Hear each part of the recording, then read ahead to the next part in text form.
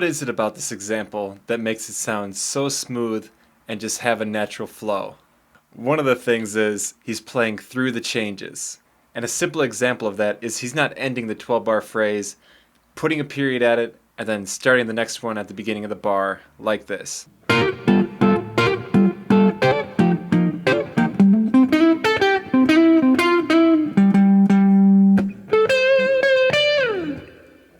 Right? He's not giving it a complete, I'm done, that's the end of the 12 bar. Oh, let's start a new one. No, he's playing through it. He's starting before the very last bar with his next phrase, leading into the next 12.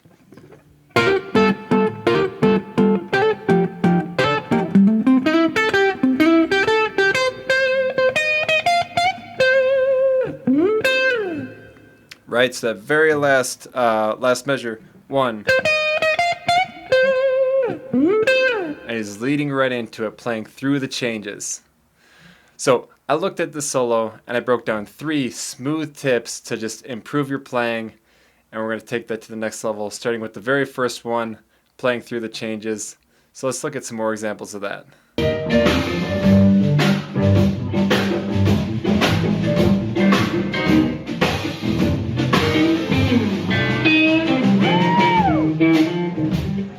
And it just starts off very simply, just to start your phrase before that one. Just lead into it and bring it in. So even if you're doing a basic one, just like you saw here.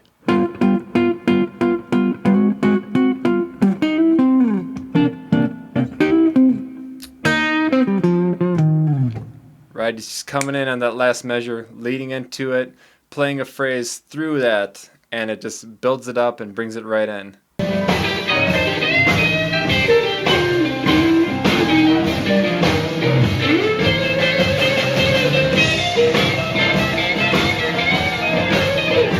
And even this last one. Right, he's not doing that classic move. He's leading right into the very next phrase. A lot of intensity.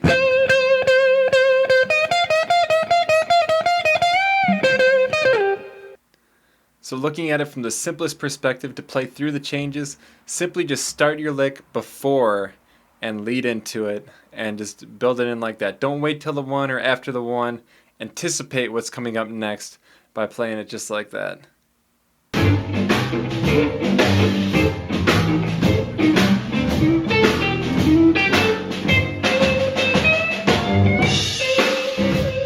And try copying this exact turnaround and putting it into your own playing. And it starts off just simply playing the 5 and the 4 chord and a nice little lick to bring you into the next part. So if we do it really slow, starting with the G9.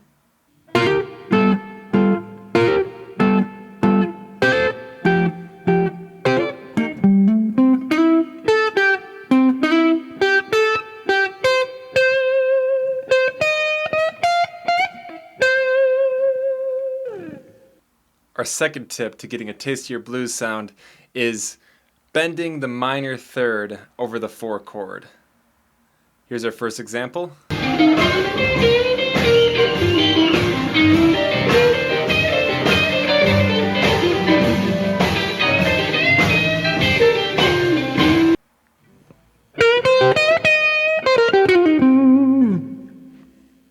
And it gives it that bite. So here's the minor third when we find our C minor pentatonic, our C blues scale, let's say. And we bend this minor third. It just sounds really nice. You can do all the different kinds of bends, big bend and little bend. Slowly, gradually the second time.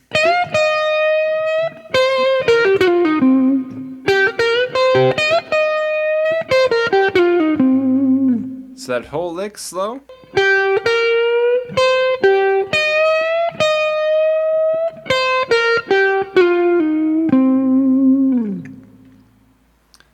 And in this example, he plays it over the turnaround, but it's still on the 4 chord, and you could hit that on the 4 chord too. Just anything like that.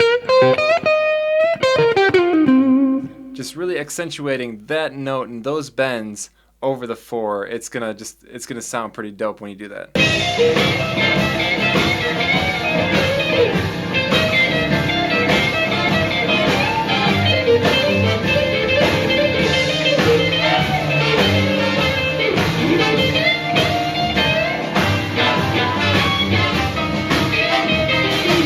In this next example, he plays the same exact notes, but just in a different position, which is a little bit more of a major kind of BB box position. And he bends it even more. Yeah, really big bend. So there's like 3 bends. One long bend, and then the second one, I just pluck it again while I'm still up there. And then a slow kind of build in the last one. And then end on the root note. That's just one example of what he's doing there. And just to add to that, what else he's doing, this hammer on and pull off thing.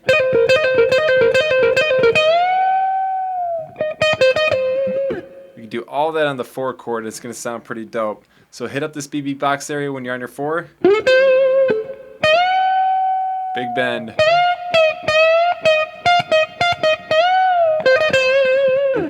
And there's your root. And it's going to sound pretty tight.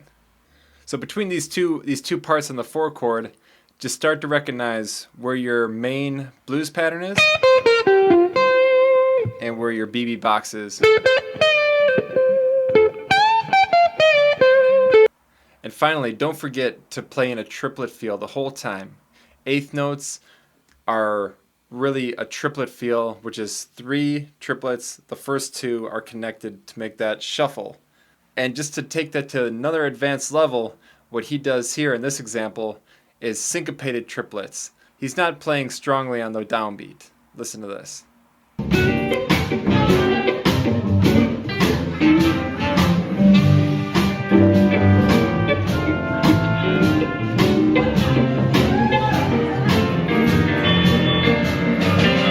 So if you're able just to take that simple rhythm and put that into what you're doing, then you're really developing a really good feel, because that's tricky. It's like it's coming in on the one and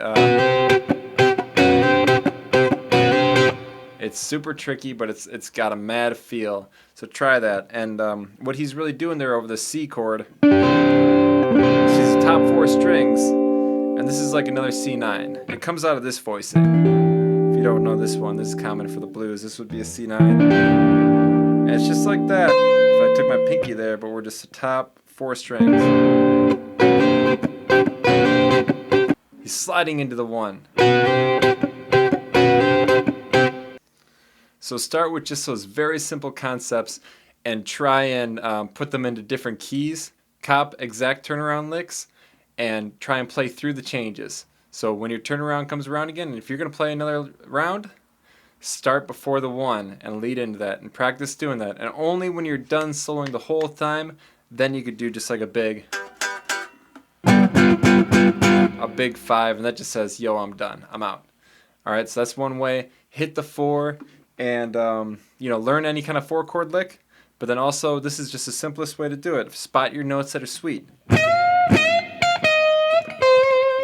Right there, bending those minor thirds, knowing where they're at. Right there, it's a minor third, and then this position in the BB box.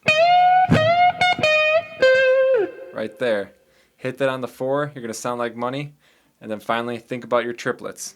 Think about that, and then if you're able to just practice and get that really good feel in there with the syncopated triplets,